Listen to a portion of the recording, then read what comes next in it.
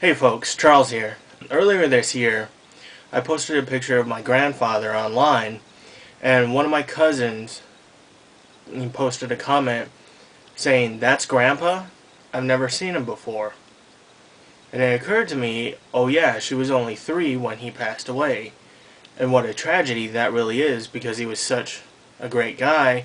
I don't have but a handful of memories of him, but they're all very good memories. My dad's the eldest of his siblings and probably one of the elders of his generation, and because of that he probably knows a little more, and because of that I probably know a little more than my generation, my cousins, my siblings, but really I don't know that much, and yet somehow I seem to know a lot more than my cousins and siblings do. Now I've heard tell that there's a Shaver family tree out there. Someone has it, that's great. But it's not doing any good because I don't know who has it. I don't know how complete it is. I'd like to track it down. That'd be wonderful. I'm also hearing about some disagreements on some facts. Just minor disagreements about facts and figures about our family. What I'd like to do, besides potentially developing a family tree for us, is to start collecting stories from all of you. You see, I'm a storyteller. I'm a shaver. I'm a storyteller. I'm a fisherman. I'm a storyteller. And I know that bookending a person's life with a birth certificate and a death certificate doesn't really tell the story. I mean, you can have a lot of certificates and marriage license and war records and everything in between, but it really doesn't fill out someone quite as much as getting the oral history from those that are still alive. For instance, one of my favorite memories of my grandfather is the very first time he took me fishing with my father out on Mott Lake on his boat. You're not going to get that in any documentation except through memory. One of my dad's favorite memories of his grandfather is when they snuck off and got ice cream before dinner. You're not going to get that anywhere other than from my father. You're not going to get that from documents.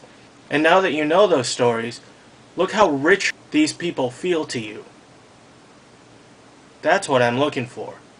I'm not looking just for a family tree. Yes, I want to do a family tree. If there's one already there, then great.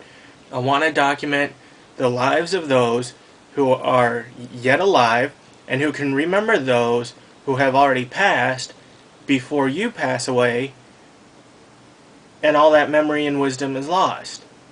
Because let's face it, each and every one of you watching this will one day die. I'll die. Hopefully not soon. Hopefully not in the next 30 years. But it's going to happen. And when we pass away, all that knowledge, all that wisdom, all that identity is going to be lost. I want to discover our identity as individuals and as a family. So this is what I want from you right now. Let it marinate.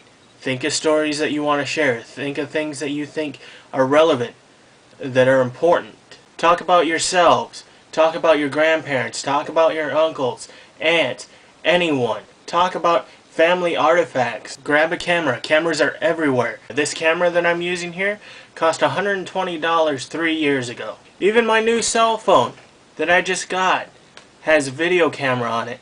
$78 for this thing. Cameras are everywhere, and there's no reason why we should not be documenting ourselves. Record yourself telling these stories. Send it to me through email. Post it online. Burn it on DVD and mail it to me. Put it on a flash drive and mail it to me. If you don't have internet access, that's fine. I'm a phone call away. Or you can even write to me. Mail me. Whatever it takes. I'll collect everything. My end goal will be to research our family history, create or add on to a family tree, and by the end of the year, next year, sometime before Christmas 2011, edit a bunch of it together onto a DVD, and anyone who wants a copy of it can get a copy of it. Not all of the stories are going to be able to make it onto the DVD, obviously. I might get 5,000 stories. I'll keep and store all those stories somewhere in some fashion for all of us to gain access to, but I can't possibly put them all on a 2 or 3 hour DVD. So I'll have the tough job of going through, picking and choosing, following the journey, so to speak, and creating a DVD that hopefully will be entertaining and informative. I am also hoping by the end of the year next year to get a DNA test. You can get a DNA test now for about $300 or so that will record your lineage, whether it's European, even Germanic, Irish, whatever.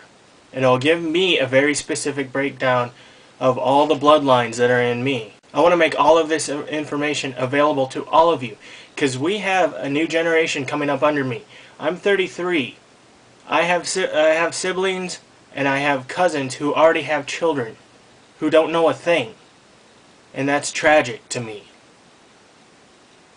But we can fight that. We can give them a sense of identity.